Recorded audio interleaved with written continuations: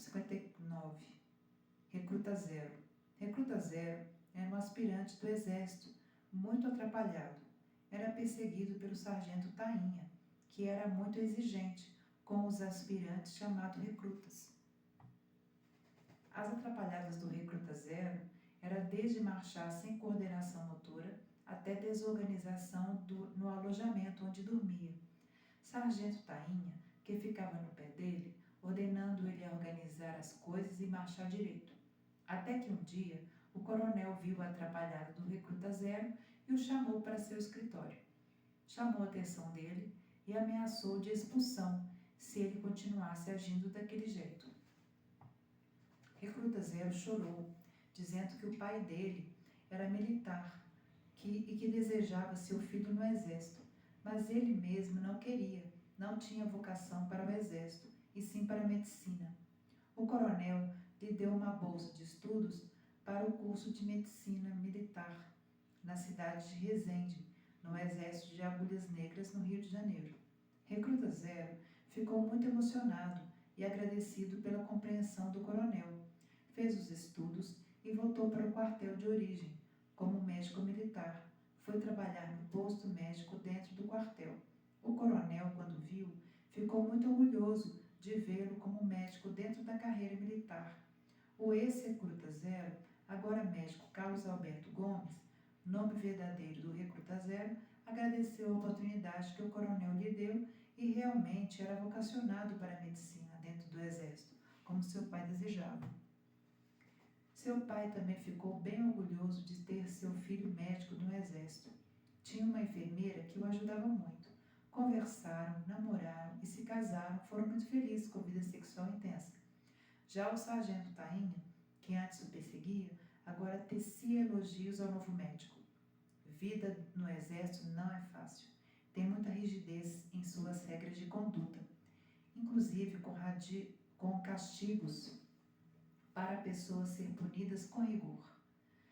Acorda cedo, o alojamento tem que estar em ordem. Fila para tomar as refeições, café da manhã, almoço, lanche, jantar, aulas de treinamentos de guerra, aulas de teoria de estratégias de guerra.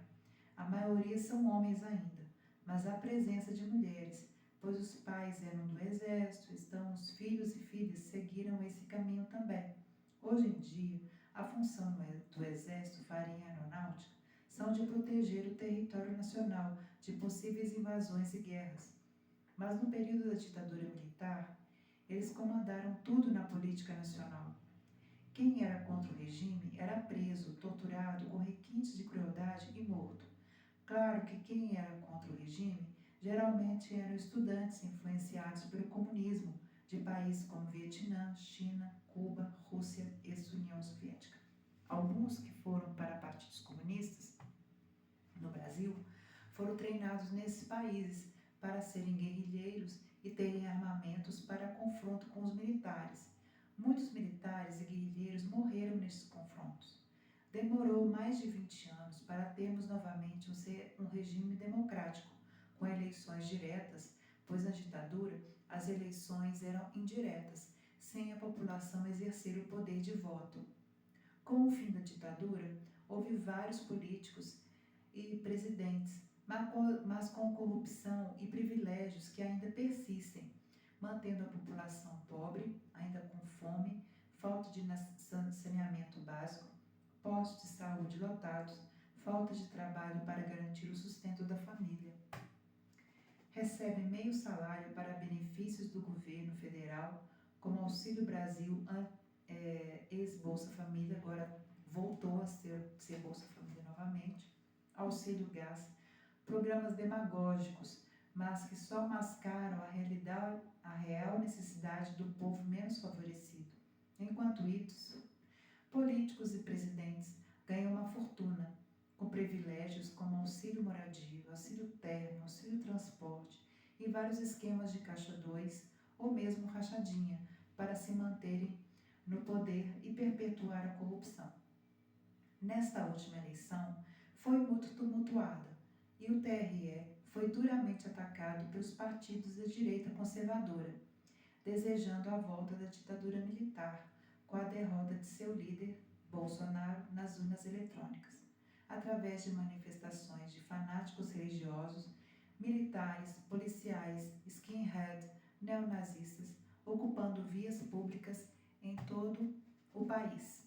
Já o STF e STE articularam para ter desbloqueios e terminar com essas manifestações, pois provaram que as urnas eletrônicas são seguras, sem fraudes.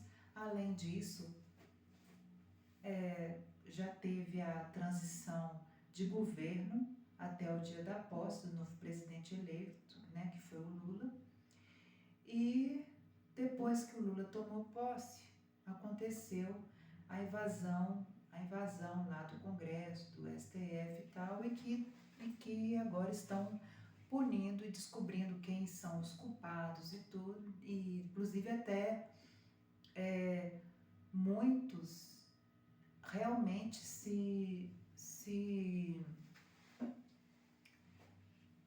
falaram realmente abertamente que eram bolsonaristas, que não queriam Lula no poder e que eles foram presos, foram inclusive descobertos assim empresários que financiaram esse tipo de coisa.